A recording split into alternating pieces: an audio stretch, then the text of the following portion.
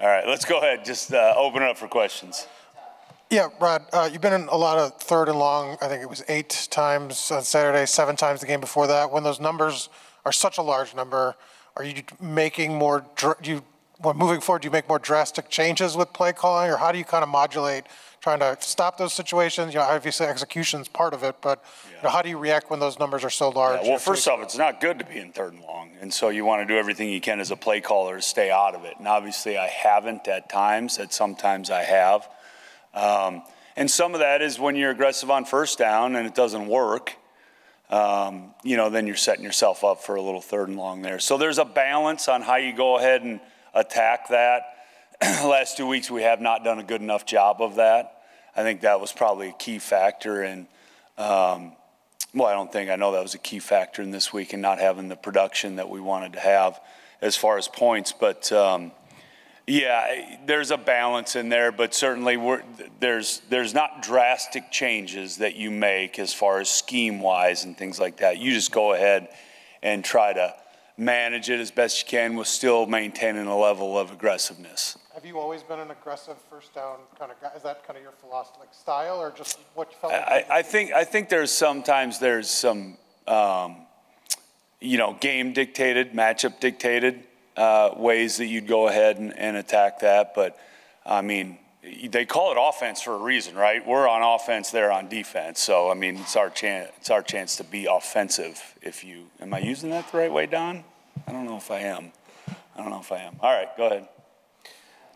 It's the first time Brendan has had a full game of data to go on. What was your feedback to him, and what was maybe some of his feedback to you? Yeah, so, well, first off, I'll address it as an entire offense, is that no one on offense played good enough to win. I think that is obvious. But as it pertains to Brendan in particular, I certainly think he played his rear end off. He played physical, he used his feet, he did those things, but it still wasn't in that category of good enough to win. And I think he recognized that as we were talking. And, you know, so we have to go and clean up. And really, guys, there isn't a ton of blatantly big things. You know, it's some of the young quarterback issues that we have to work through because none of us are young anymore. We're in game 8 now, coming on up here. So that kind of has gone by the wayside with that. Now for him, certainly first full time, so you have a little more leeway with him on that. But there's some little fundamental technique things, like you saw some high throws on some guys that were open and things like that, that we just got to clean up now that he knows how his body will react more in those situations with that.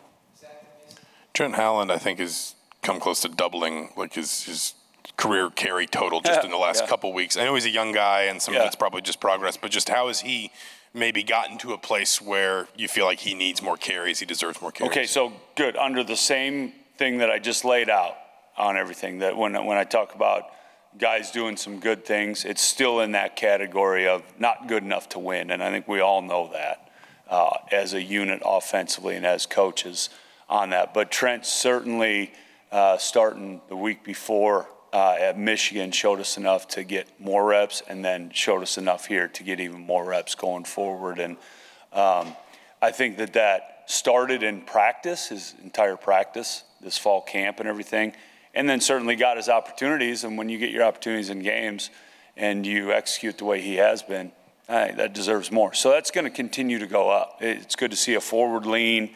It's good to see guys finishing downhill, and he's certainly done that. We saw that Josh Henderson was listed as available this week, but didn't really see the field much, if at all, maybe, if I'm not mistaken. How available is he going into this week, and was that just kind of a precautionary thing? Well, yes would be the short answer to all of that. He was available, probably precaution, probably game dictated. We only had 26 snaps in the first half. So a little bit harder to get him in that situation when he's coming back. Is he 100% yet? Probably not, but he's really close. So, you know, we're anxious to get Josh back. He's a guy who's played a lot of football around here and, you know, has done some good things. On Trent, you know, obviously, you know, he's a big guy, converted linebacker. You have a running back room with bunch of different guys with kind of different skill sets and different attributes they bring to the table. You know, with Josh kind of on the way back, and with with all the guys you have, is it kind of tricky to find enough reps to get all of them in different spots in the game? So I think here's what's tricky is that we haven't had enough offensive production to really say, here's a guy, right? I think when you get into a situation where you have enough production and you're executing at a high level, I think it's very easy to say, all right, this is the guy, and then these are the guys that are going to take some of the load off of that guy. We haven't had that. We've had guys that have had flashes, and that pertains to the entire offense. So when you're in that situation, yeah, that gets a little tricky, like how you manage those reps and how you do that specifically in the running back room. So we're looking for somebody, crank up the competition tomorrow and see, like who wants to start on Tuesday. And I think that'll be really good. Yeah, I know you worked more closely with the offensive line last year, but just curious what you've kind of seen with just how you evaluate their play and kind of their growth, maybe from when you worked with them last year to kind of where they are at this point. Well, I make no bones about it. I mean, I spent a lot of my time being an offensive line coach, but Bob Bostad, our line coach, is one of the best in the country. And so the growth that they've had just from the mundane of routine and constant activity in practice they've absolutely grown and gotten better. Now, are we perfect up there? And again, it's under the guise of nothing is good enough yet on offense to win. But certainly have been pleased to see that. Rod, I hate to ask you a question you may not want to answer, but... No, you don't. You love it. How much input do you as the offensive coordinator have in regard to personnel decisions, that you may see a player that you think can handle the position a little bit better, that kind of thing?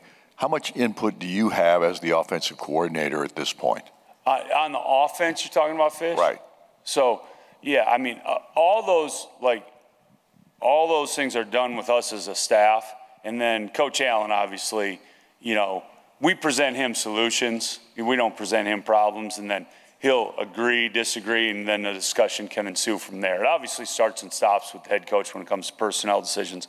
But we have a heavy hand on that as far as what we're seeing day to day and what we're getting. What are you thinking right there? What is you just thinking overall personnel offensively? And essentially, all I'm asking is, do you as the offensive coordinator, you see something that you like, can you go to that position coach and say, this kid really, I think, oh, yeah. what I'm looking for better? Oh, yeah, yeah, yeah. I mean, there's a chain of command, right? And there's certainly, head coach and then coordinators and then position coaches. There's a chain of command on that. So if the head coach sees something, he tells me he wants this, and I say, all right, we're going to do that. And then same thing with me as it goes down there. But those things aren't like military orders, okay? Those are discussions. But, and usually when something like that happens, like, take Trent, for example, because we talked about Trent earlier.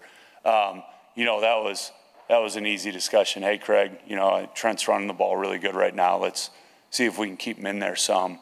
And Craig's like, I'm already way ahead of you. So usually you're very much in conjunction because everyone's seeing those things. But short answer is yes. The really long-winded answer is the one I just gave you. All right, thanks, guys.